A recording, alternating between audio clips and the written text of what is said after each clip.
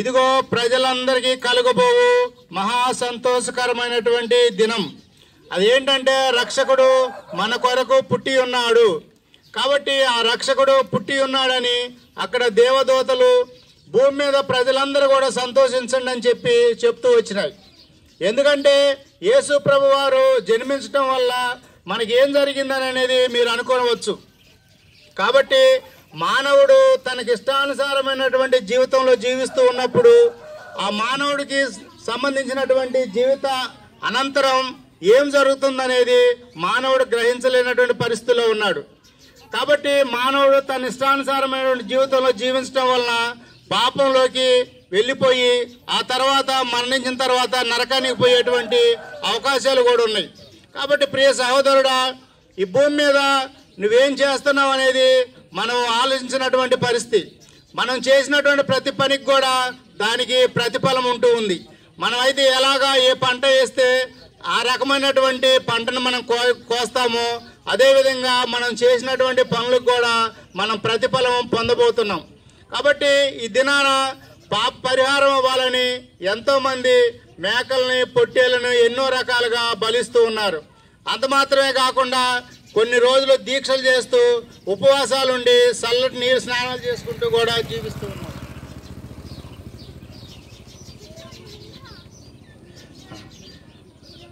ఉన్నారు.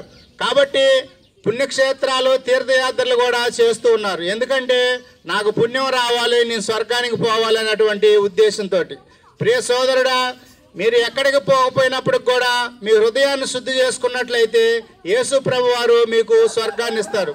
యేసు ప్రభు వారు ఈ విధంగా చెప్తున్నారు, నా శాంతినే మీకు ఇస్తున్నాను, మీరు రండి సంతోష సమాధానంతో జీవించండి అని చెప్పి యేసు ప్రభు వారు పిలుస్తున్నారు.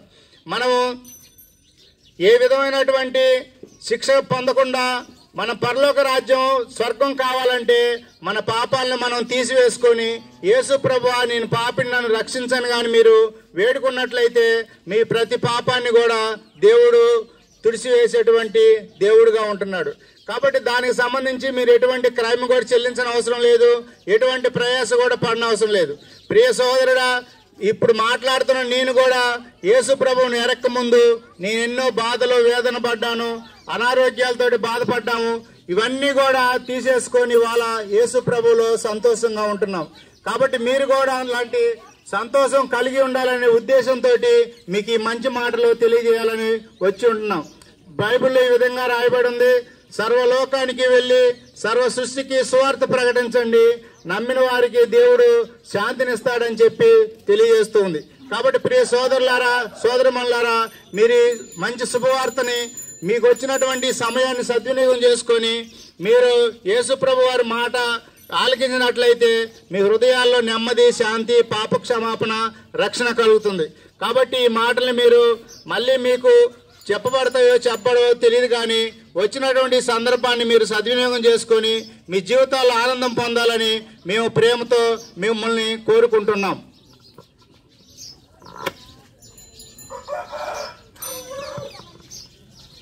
ప్రార్థన చేస్తాం. మహోన్నతుడగు తండ్రి, ఈ సమయంలో ఈ గ్రామ ప్రజల క్షేమం కొరకు, వారి రక్షణ కొరకు తండ్రి, వారు పాపం నుంచి, శాపం నుంచి, ప్రతి విధమైనటువంటి కీడు నుంచి రక్షించబడినట్లు నీ మహిమను పొందుకునే విధంగా ఈ చెప్పబడినటువంటి మాటలను దీవించుమని యేసు ప్రభువారి నామమున అడుగుచున్నాము తండ్రి, ఆమేన్. ఎప్పుడు ఏ క్షణమో తెలుసుకొని ఈ బ్రతుకు ఎంత కాలమో నానా తెలుసుకో జీవనార్గము మానవా తెలుసుకో సత్య మార్గము ప్రాణదానము సగిన మన యేసు ప్రభువును ప్రాణదానము సగిన మన యేసు ప్రభువును తెలుసుకో సత్య మార్గము ఆస్తి పాస్తులున్నను మేడమిద్దలున్నను ఆస్తి పాస్తులున్నను మేడమిద్దలున్నను విడిచిపెట్టవలను ఒక దినమున నీవు, విడిచిపెట్టవలను నీవు ఒక దినమున నీవు. ఈ బ్రతుకు ఎంతకాలమో పాప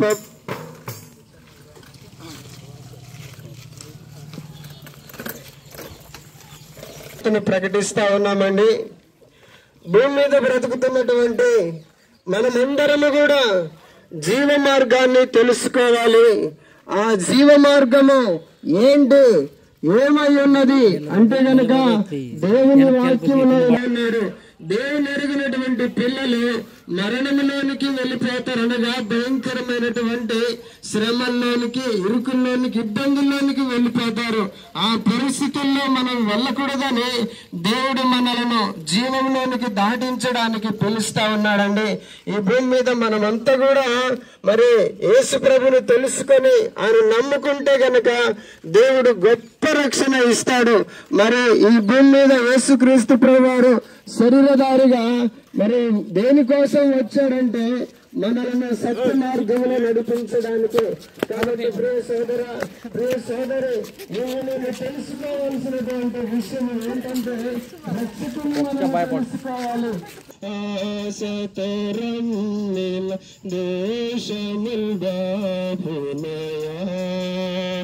ఇది అనుకూల సమయము, ఇది రక్షణ దినము, ఇది మికిలి అనుకూల సమయము, ఇది రక్షణ దినము.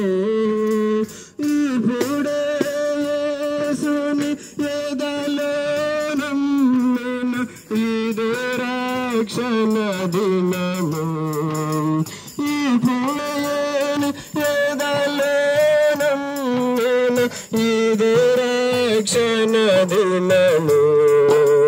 యేసుని చింతకు ఆశతో రండిల, దోషము జాతునయా. యేసుని చింతకు ఆశతో రండిల, దోషము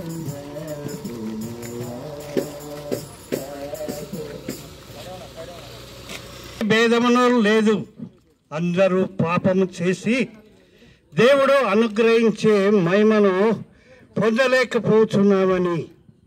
మరి ఈ లోకంలో మనందరము కూడా ఆడవారు కానీ మగవారము కానీ అందరము కూడా పాపం చేసిన వారు, పాపం చేయరు ఎవ్వరు కూడా లేరు.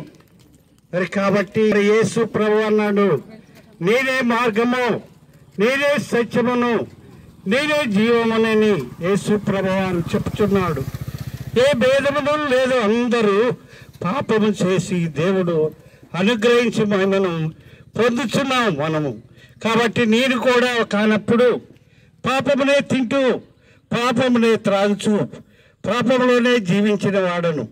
కాబట్టి ఆ యేసు ప్రభు నన్ను పిలిచినాడు, ఇలాగే సువార్తకి వచ్చినప్పుడు ఒక మరి పత్రిక ఇచ్చినారు నాకు కూడా.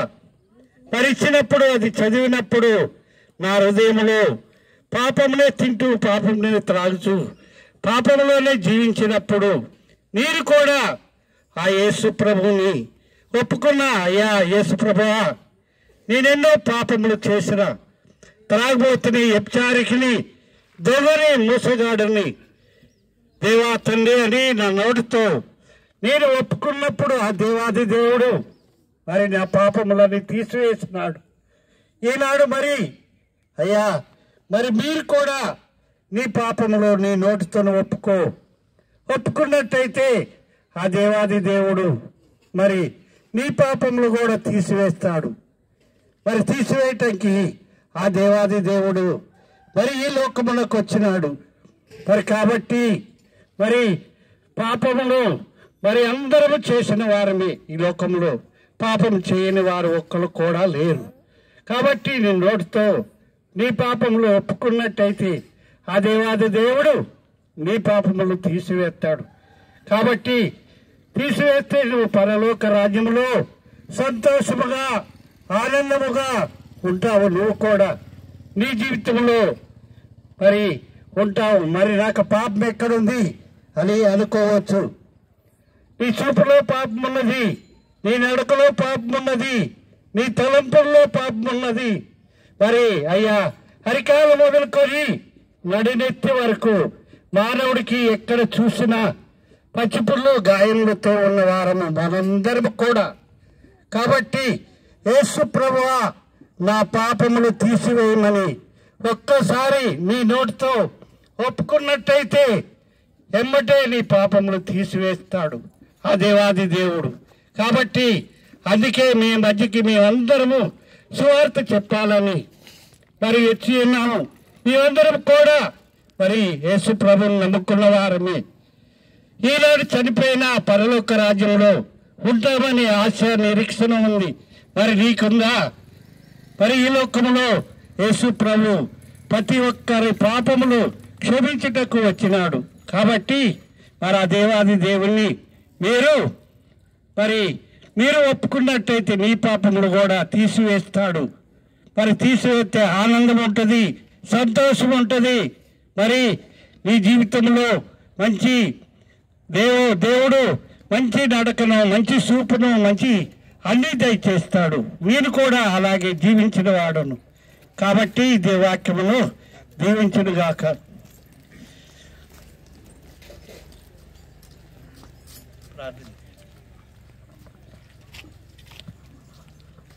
ప్రార్థన చేసుకుందాం. ప్రేమ కలిగిన పరలోకమందున్న తండ్రి, జీవం కలిగిన దేవానికి స్తోత్రాలు చెల్లిస్తున్నా. ఈ సమయంలో స్వల్పంగా చెప్పబడిన ఈ సువార్త మాటలను దీవించండి, విన్నవారిలో కార్యం దయచేయండి. సమయంలో ముందుకు వెళ్తున్నాం, మాతో రండి. పత్రికలను కూడా తీసుకున్న వారిలో కూడా మీ కార్యం జరిగిస్తున్నాము స్తుతిస్తూ యేసు ప్రభువు నామమున ప్రార్థించి వేడుకొంచున్నాం తండ్రి. ఆమేన్.